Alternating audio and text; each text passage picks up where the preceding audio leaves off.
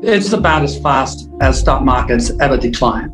I remember seeing that the first 4 months was the fastest decline in the S&P since 1939, when I was 1 year old and they were preparing for World War I. So that's a pretty good excuse to go down. And this was the fastest decline. This is about as fast as markets go down. They always have good rallies. There's nothing as quick and spectacular as a bear market rally. They had one in late 1929 to early 1930, an absolute doozy of 45%. And of course, with historical hindsight, they signify very little, but at the time, they frighten the pants off of bears. And they give hope that all is over, all is forgotten, and it's back to the races. And I suspect we may very well have a pretty decent bear market rally as we sit. I wouldn't be surprised if this went on for at least another month. In terms of the entire bear market, it would be unusual for it to bottom out anywhere near this high. I would expect that by the low, that the S&P would have declined by 50% from the peak in real terms. So you do have to adjust the stock market for inflation. And also the trend. The trend in the market is a little over 4% a year. And as time passes, you should put that into the fair value. So a year from now, when the bear market might end, trendline value would be almost 3,000 on the S&P. Of course, there's no rule that says you stop at fair value. Typically, in previous big bubbles breaking, they go down below that. They went down below, of course, in the housing bust of 2009. And they went down in every great bear market break, they went below trend, except Alan Greenspan's specialty in 2000. In 2000, the S&P was heroically overpriced. It came down 50%. But at 50% decline, it was only fair value. It only hit the trend and then bounced as the Fed raced to re-stimulate. The NASDAQ went down 82. That's a lot of pain. And it's possible that would do that again. But you do have to adjust for inflation. There was very little inflation around in 2000. But this time, with inflation running at 8 or 9, it does move the nominal value of the S&P upwards, and one shouldn't lose sight of that. The second shoe is going to drop, which is profits. So you have even a mild recession, you get a big whack from profit margins. And the PE goes down, but also the earnings, you're multiplying it, goes down. It is quite likely and plausible that earnings will drop in a recession. I don't include classic FANGs as being in the super speculative category. I think you could throw Tesla in at its peak. That was super speculative, great company, but a bit of a silly price there. But the others, like Amazon and so on, they're great companies, but I wouldn't have included them as super specs. And yes, they're down quite a lot. It's hard in a bull market to get your brain around what happens in a bear market. Let me go back to Amazon in the 2000 bust. It didn't just come down. As its sales continued to grow, of course, in those days, it didn't have earnings because it was running on borrowed resources. It didn't have to. It was still growing like the wheat. It came down 92%, 92%, with strongly rising sales. A brilliant, successful new idea that went on to own the world and be worth a fortune. How is it possible it came down 90%, 92? Think about that sometimes as you go to bed. I like to say 80% of the time the market is pretty sensible and doing a possibly good job of estimating value for all the companies. A little under 15% of the time, it gets carried away with optimism. And by the end of that time, has nothing to do with actual earnings. It's all in the head, projecting out hundreds of years into the future, assuming that perfect conditions will stay perfect forever. Every bubble takes place with near perfect conditions and huge profit margins. And the market runs with that and assumes it will stay there forever. And of course, conditions mean revert, profit margins mean revert, and good times become bad times. And that is a problem. And the remaining 5%, the market gets carried away on the downside and starts to be completely irrational, as it was beginning to be in March of 2009. It was getting pretty silly, pessimistic.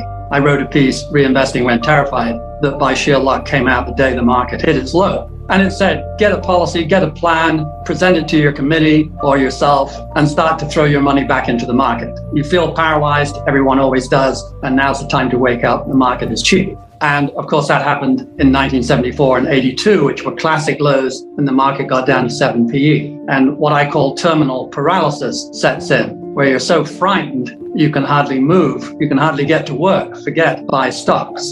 And that's, of course, as Warren Buffett would have said, that's exactly the time you have to do it. And it's only 5% of the time. They're much quicker than the crazy bull markets. if I'd been asked to bet, would the Fed get inflation wrong when inflation came along at any time, I would have said, of course, they'll miss it, they'll be late, their responses will be pretty ill-judged. The Fed's record is terrible. What is impressive is how much room they have been cut by the market. I mean, the market is incredibly forgiving to the Fed. The Fed happened for 20 years, 25 years, to benefit from that amazing era as 500 million Chinese raced into the big cities and were plugged from marginal farming into highly profitable industrial system. And then they joined the World Trade Association and made everybody's stuffed dogs and everybody's iPhones, for that matter. During that phase, 500 million extra Chinese, 200 million Eastern Europeans plugging into away from communism into capitalism. That was a golden era, Goldilocks, if ever there was one. Want to trade and invest in global markets with ease? Build your portfolio with a one-stop investment app. Moomoo offers access to stocks, ETFs, options, and more. Click the link in the description and make a deposit to claim your free stocks.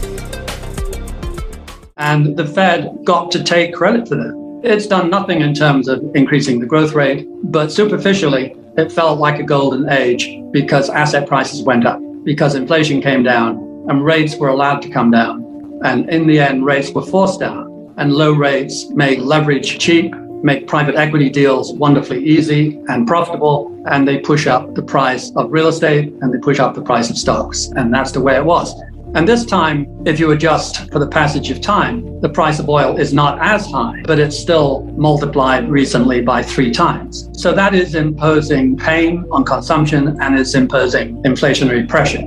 We also have, because of the invasion of Ukraine, we have had some extra spikes in the price of food, fertilizer, and natural gas, particularly in Europe. Interestingly, they are now, almost all of them, lower in price than the day before the invasion. And this is a lovely example of how the stock market works. The stock market is saying, whoops, there's so much damage from commodity price rises, et cetera, we're going to have a recession. But the recession isn't bad news because the recession is going to get the Fed back in our camp of lowering interest rates again and helping stock prices.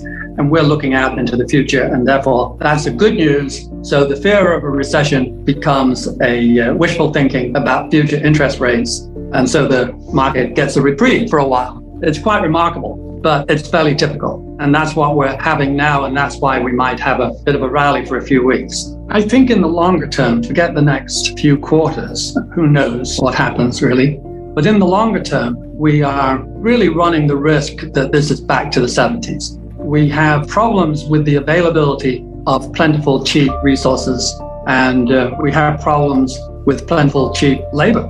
The birth rate has crunched in every developed country except Israel and China. That's a very, very important segment of the global economy, to say the least. And every one of them has lower than replacement level. So in the end, after accumulating lots of older people as a higher and higher percentage, we start to actually have the population drop. Secondly, we're 10 and 20 years in, depending on the country, into having smaller baby cohorts. So we know with absolute certainty, since they're alive already, the 20-year-olds arriving in the marketplace will be fewer and fewer for the next 20 years. And we have not experienced this before. This has happened incredibly fast. China has gone from plenty of babies to a baby crunch almost overnight. Their fertility rate that needs to be 2.1 is probably running about 1.4. And even in the US, the UK, we're running about 1.7. We've never seen levels like this. So we're going to have a hard time getting enough labor. We're going to accumulate old people who are very resource intensive. They need a lot of medical care. They need a lot of people care.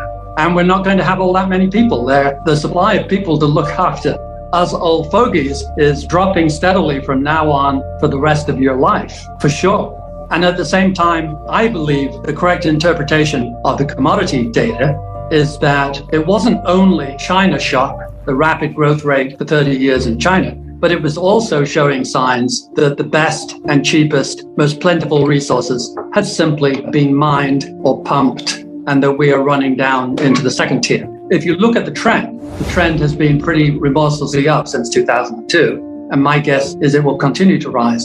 And that will pose a real stagflationary pressure for a couple of decades. And that's why I fear this is re-entering the 70s and 80s. If you prefer it, re-entering the 20th century once again. So inflation will always be part of the discussion. Sometimes it will be low, sometimes it will be higher, but it will always be on the agenda. The same with stagflation. There will be pressure on growth that we have not had. We have had a glorious honeymoon period for 20 years where rates always came down and where Chinese workers were always available and inflation was a thing of the past. And it is no longer a thing of the past. And unless we're lucky and have some sensible behavior from governments around the world, this inflation will go in little waves and will become moderately embedded at best and really embedded at worst. The risks of destabilizing the whole global system have risen and continue to rise. It is quite scary. The risks are in the developed world too. But the speed with which Sri Lanka went from jogging along okay to complete chaos, I mean, that is shocking, isn't it? The whole system, it took less than 2 years to go from, to an outsider anyway, looking pretty stable to looking out of control. It doesn't take much. And when you mess with food, the Tahrir Square days of the Arab Spring, they chanted bread, freedom, dignity, bread, freedom, dignity. But bread was first. And that was just based on a temporary 150% increase in the price of wheat. Well, we just had another one that was 150% increase in the price of wheat. And there's likely to be pretty powerful repercussions around the whole of Africa, the Middle East, and who knows where. The thing about these pressure points is it's often unexpected, like Sri Lanka. Things you didn't have on your radar screen suddenly blow up. Bad things can happen anywhere in the US. You'd have to say our democracy looks to be in the worst shape for 80, 100 years or more through my eyes, with attempts to overthrow democracy as far as one can tell. It's dangerous times without a war. And ironically, the war may improve some things, but it certainly increases the aggregate risk of some terrible mistake being made. In the end, resources will become more important. As I like to say, it doesn't take much for the 4 loaves of bread for a haircut to become 4 haircuts for a loaf of bread. In the end, a loaf of bread is more important than a haircut. And they have a lot of the world's resources out there in the emerging world. Maybe that will turn out to be a trump card. We still haven't reached the utilization rate. The percentage of people working is way down from 2000. In 2000, we had about as high a participation rate as anyone on the planet. And since then, ours has come down. The Italians and so on have gone up. We have one of the lower participation rates, which is really the definition of unemployment. How many people do you have? What fraction are working? And the rest are, in a sense, unemployed. And we do not equal the EU. The way we state the unemployment rate, we're always very proud. But we have more people not working than Europe does. They seem to have found a new willingness to resign if the job is crummy and they're not paid enough. And they have been treated diabolically badly since about 1975. And they get paid a ton more money than they used to, and we do not. Click the link in the description and make a deposit to claim your free stock.